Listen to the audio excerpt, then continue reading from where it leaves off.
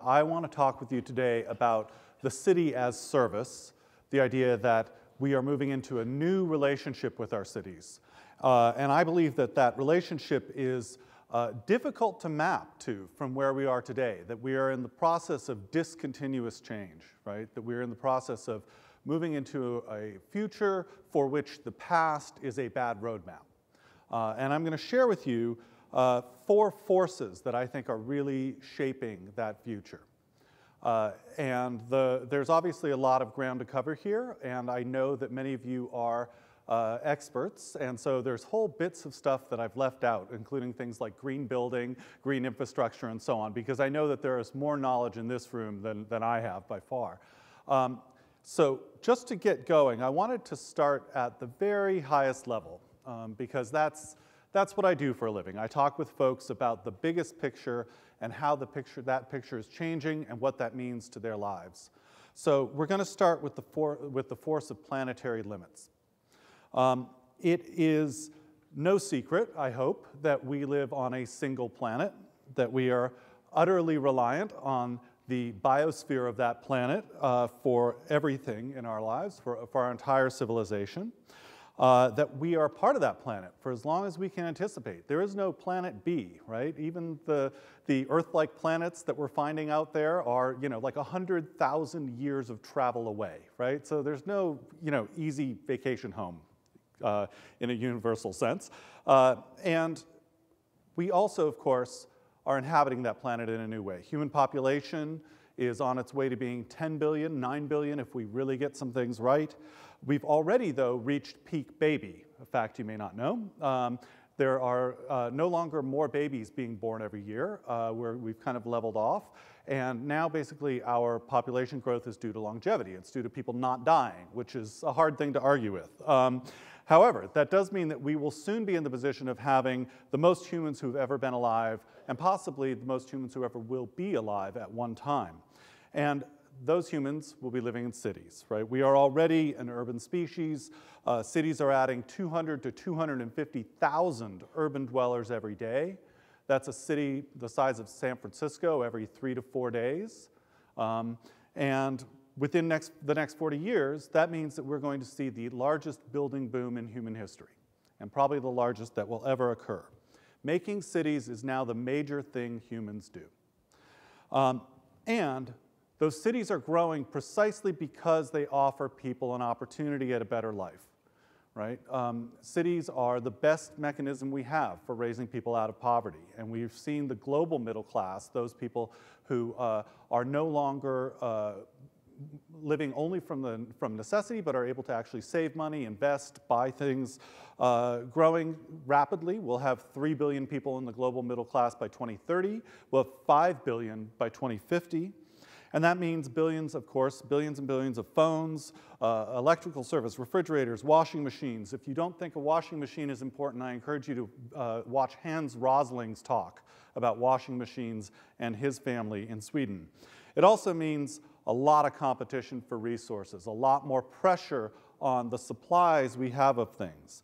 And since we are utterly dependent on the planet around us, and we have very limited supplies of resources available to us, it means we're pushing past, of course, what we can actually sustainably use.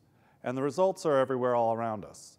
The most blatant and obvious result is climate change, which is now here and upon us.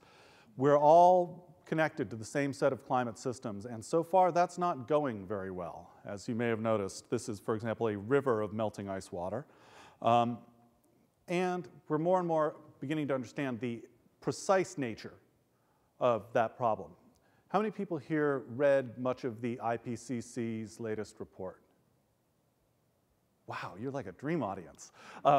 Okay, so then you guys know that we have moved from a general discussion of rates, we need to emit something less at this rate, to a precise budget, right? A consensus budget. We now know that there's only so much CO2 that we can put into the atmosphere without running off the rails. That budget is 800 gigatons of carbon dioxide, and that gives us a 2/3 chance of staying under 2 degrees. 2 degrees is already pretty hairy, as we'll see in a minute. But going past 2 degrees is catastrophic. Reaching that budget is not going to be easy, right? So this is, up till now, this is actually slightly out of date. We're I think, at about almost 540 gigatons of CO2, 550, something like that. But if you look at 2% each year, which has been sort of the growth rate we've been on, we have until 2032 of our current emissions, and then we have to just stop emitting altogether in order to stay under that bar. And even taking on more and more risk, having a 1 in 2 chance only gets us to 2035, having a 1 in 3 chance only to 2037. And of course, at that point, we are still emitting more and more, and we're riding off into the danger zone. And we're starting to head up to 4 degrees, 5 degrees. You know, at 5 degrees, the last time the world was 5 degrees hotter, there were alligators in the Arctic. So these are serious challenges here. And we don't want to do that.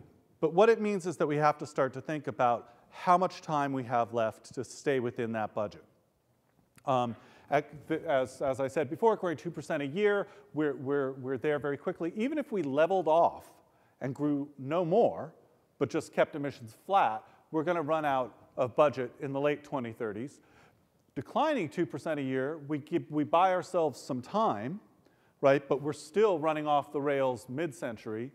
If we decline 3.5% a year, we may well stay under the line, right? 3.5% a year is a lot.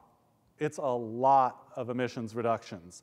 And really, the kicker is the longer we wait, the steeper that curve gets, right? Every year we wait means we have to reduce at a faster rate in order to not run off the rails. And on top of this, the more we heat the Earth, the more danger there is. I don't know if many of you saw the climate departure study that came out recently. Climate departure is the year in which the mean temperature in a place rises above the previous highs, right? So basically, you're in a whole new climate. There was a meta-study done, and it recently showed the year at which various cities will reach climate departure, at which they'll live in completely new cities. For some places in Indonesia, it's as soon as 2020. Here, it's probably something like 2047, 2050.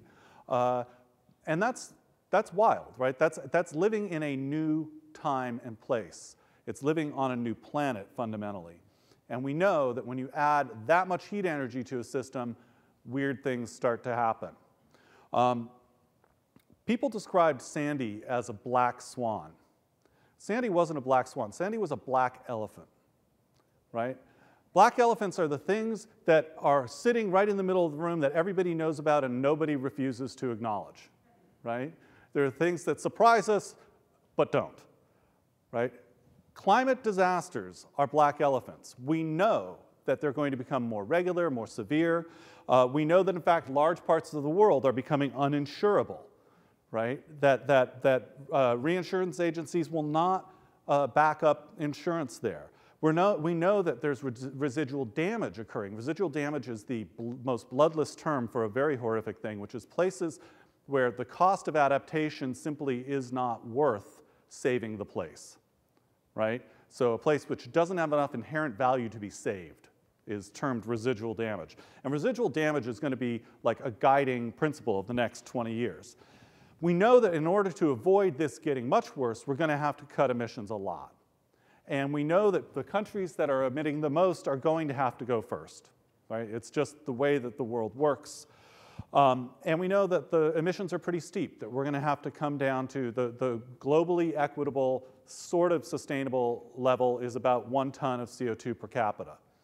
You know, right now, Americans are in the 18 tons per capita range, right? That's a huge, huge shift. And it means that some fundamental things in our cities are going to be changing rapidly. Energy use in the US is largely related. The largest part of it is related to transportation. We see that system as immovable. We see the cars that we drive as an essential part of life. Our commitment to the automobile seems irreversible.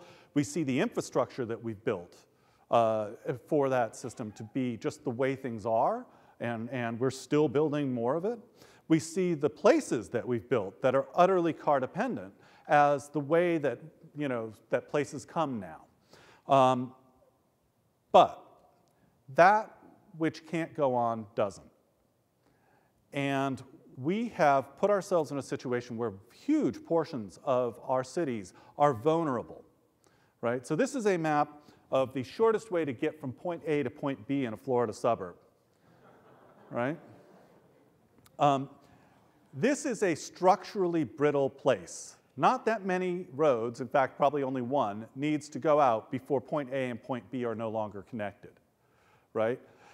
But we have not only structurally brittle places, we have operationally brittle places, right? We have more and more places where cost of energy, for example, can make a place collapse. We're seeing the demographic inversion of the poor being forced out into suburbs as cities become wealthier. We're seeing the collapse of large lot single-family home prices in large parts of the country. And we're seeing the emergence of a spatial underclass, right, of people who are driven to places that don't work anymore because that's what's cheap. I was once given a tour of an exurb that wasn't doing well, and I noticed there were a lot of shopping carts around. I asked the guy who was giving me the tour, what's up with that? And he said, oh, well, there isn't very good transit service out here, so if you are a relatively poor person who can no longer afford a car, the only way you have to get your stuff to the transit station is to push it in a shopping cart. So I encourage you the next time you're in a struggling exurb to look for the shopping carts. This is the world that we have already set in motion. And it's about to hit climate reality with brutal force, which might lead us to ask, what next, right? If that were the end of the story, we could all just kind of go to the bar now, right? We have this horrific gap between what we must do and what we think we can. But remember, there are three more forces left. The first is that cities themselves are an answer to this problem. The continuation of the unsustainable is not our only option. Many of you are probably familiar with passive house design, right? Or at least the principles behind it, right? That it is possible to build a home which is sufficiently insulated, well-sited, properly ventilated with a heat exchanger fan and so forth, that heating and energy costs drop dramatically. In the right climate, you can even do away with heating and air conditioning. This is essentially a demand reduction strategy, right? And demand reduction, as you probably all know, is critical because energy efficiency maintains, if you have an air conditioner and you make it more efficient, first of all, there are limits to how efficient you can make it. But by by still using that air conditioner, we of course are still linked into an entire system of choices that bring that air conditioner to us. It's by eliminating the air conditioner that we eliminate that long trail of impacts. So whenever we are in the place to eliminate systems, eliminate pieces of systems, that's always going to be a wiser option in the future than to try and make those systems work despite the pressures. I would put to you that cities are actually a passive solution on our major problem, which is transportation. We already know that the denser a city is, the less energy use its inhabitants have. And the reason is really no big surprise, that when you live in a place that's relatively dense and is walkable, you have access to more stuff close by. And since the most sustainable trip we're ever going to take is the one we don't take in the first place because the thing we need is right next door, that works out well for us. What we really want is access by mobility, right? More driving is not anybody's goal. If anybody here, if I was to go to any of you and say, hey, I've got a great deal for you, I can put you in a house that will have you driving 90 minutes more a day, right? You wouldn't think that that was a terrific offer, right? None of us are looking to drive more. But we have this idea about cities, that they are failed, that they cannot work, which is in fact an antique future. It's seeing the future through a lens which is out of date. The reality is that cities in most places in the world are thriving. And that in most places, the urban parts of metropolitan districts are now doing better than their suburbs. Part of this is because there's an unprecedented shift towards demand in housing preference for walkable urbanism. The idea now, when you ask millennials what they want, they're not looking for a dream home, they're looking for a dream neighborhood. And neighborhoods, of course, as folks here know, are a solution in and of themselves. And it's possible to build more walkable urbanism. It's possible to build more of what we need. This is the Melbourne Corridor Plan.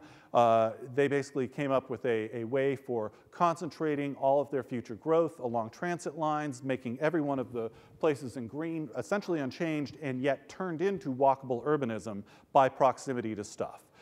And it's not, we're not talking, wild visions here. We're talking taking streets that are like this and making them streets like this, right? Basically just creating more walkable urbanism. This isn't without its costs, of course.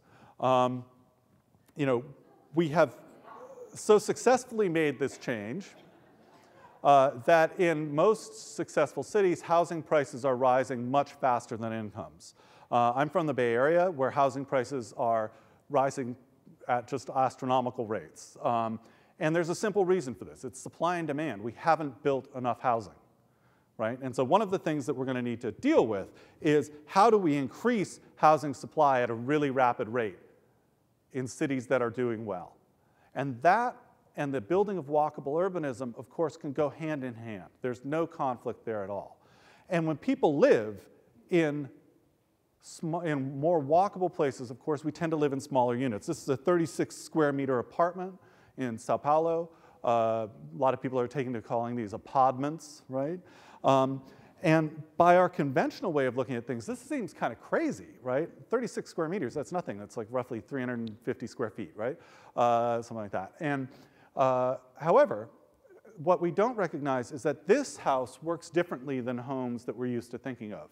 This house is for somebody who spends most of their time living on the outside, right? That what's outside the door becomes more important than what's in.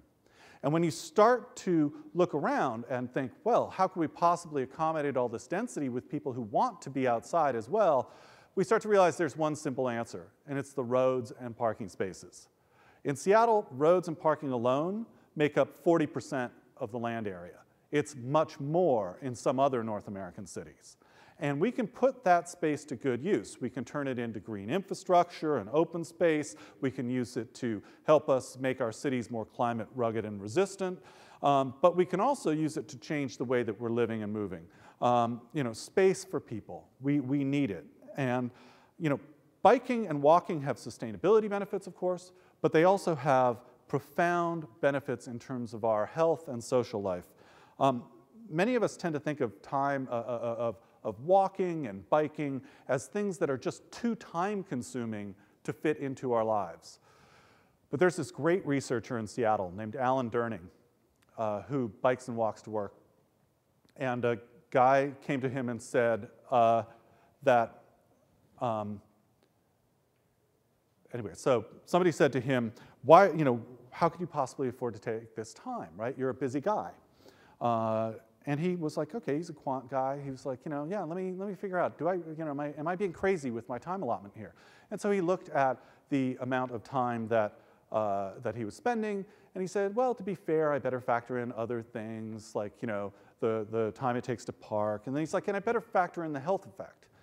And what he found is that the longevity effects of exercising an extra half an hour to an hour a day, even light exercise, are such that he was gaining more time than he was spending, right? As he put it, time spent walking is utterly free because it's time you would have spent dead.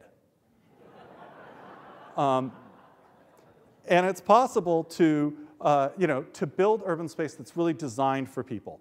And this is not the same kind of urban space we had 100 years ago before the car, right? It's a completely different urban space, and that's because it is layered over with the digital. Many of us grew up hearing about cyberspace, thinking of the idea of the digital as something out there, as something crazy that we'd all shut down and go to. But the digital isn't that. It's just a layer of life. It's unworthy of comment now to people who are immersed in it. It's like police protection. You don't even notice it till it's gone, right? And it is more and more and more a factor of essentially our every waking moment, right? There's this phrase, time to screen. You know, you can tell how far gone you are by your time to screen in the morning is the first thing you do to check email. And of course, this is meeting another force, which is force 3, which is walk-shed technologies. What is key is that when we have technology tied to place, places work differently. I do a lot of speaking to students as well, and I realized a year or two ago that I had to explain to students that there was a time before Google. That when we wanted to use the internet back in the age of the mammoth, we had to go to these things called directories. Anyone here remember a directory? Right? So it was like a list of links to things that might be like the things you were looking for, right? And you had to like click on links to like go find that thing, right? That was browsing. And now we have searching. And browsing seems utterly crazy, right? Because now we just type in a few words and it finds us the thing we want. Well, we are moving from browsable cities, cities we used to have to move through to find the things we wanted, right, to searchable cities. Cities where we know where things are and we know how to get to them. In fact, you know, the most basic kind of walk-shed technology is just the stuff that moves us through the city in the best possible way. We're probably the last generation that's going to remember what it feels like to get lost, right? Because everything has maps on it now, you know, and the degree to which our lives are increasingly online has also actually had a very strange effect in urban space, which is studies show that people who have more online social contacts tend to have more real-world contacts if they live in a city. That if you divide out essentially location, you find that people who live in cities and are wired, highly wired, actually are the most social people. And of course, it's not just about wayfinding and about having a digital life that connects you to people. It's also about the way that we move through cities themselves and the kinds of cities we're moving through, right? We are on our way to having a one-to-one map of the city, right? In fact, this is a one-to-one map of downtown San Francisco. We're on the way to being able to measure directly or indirectly vast amounts of what's going on around us. Now, of course, it doesn't measure everything, and the map is not the territory. And in fact, we have competing maps being run at each other. And if you want to get the downside of all this, I encourage you to read a guy named Adam Greenfield, who's brilliant on this subject. And also, it's not really about maps so much as how we interact with them. Many of you have probably seen Google Glass. This has not really gone over well. There was a famous transvestite bartender in San Francisco who said, "Wearing Google Glass in public is a sign you either live in a bubble or are new." And that is the biggest disdain that a San Franciscan can throw at somebody. So, you know, this is not the way the future is going to look, right? If nothing else, there's already a backlash to the idea of surveillance. We're starting to see no glass signs in San Francisco, but people are also starting to wear dazzle makeup, and, you know, at least in theory, to fool facial recognition, right? So that when they're being surveilled by their peers, they can't be found out. And there's a lot of anger about the idea that that basically, if you don't know what the product is you, right? And for many, many services around us, the product is us. And there's a big backlash to that. So I don't think that we're going to, in fact, see lots of Google Glass, lots of surveillance. I think that what we're seeing is already something that's much more subtle, right? Something that is about the way that data is integrated into the systems around us without us having to pay much attention to it. This is going to change how we think about things. And the biggest way it's going to change things is through what I think of as service invocation. The ability to summon services without actually having possession of the thing that gives the service is what is increasingly defining urban life, right? Now, one easy way to think of this is transportation as service, right? Car sharing was mentioned before. We have Car2Go, where you can, you know, grab a car, drive it anywhere within certain zones and just get out. We have things like Uber, which are private driver services. In San Francisco, we're increasingly getting private transit services. Not a trend I think is particularly great, but we're beginning to see bus lines running through the city paid for by various companies like Google and Apple and so forth. We're beginning to see really weird niche transportation services like Boost, which will come pick your kids up and drop them off with pre-vetted, background-checked drivers, so that if you can't make it to get, little Susie to her ballet session, a Boost driver can. And of course, we're seeing a dramatic shift towards delivery. And delivery is transportation as a surface that's just hidden behind a thin wall, right? So more and more we're seeing web fronts, things where the activity is not interacting with inventory there on site, it's interacting with some representative stuff that lets us choose what we want, and then it's delivered to us later.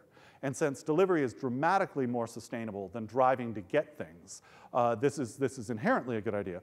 But it's also highlighting, with things like the German PAX stations and other similar programs, where you can go and they can leave a package for you if you don't have a secure place to put it in front of your apartment.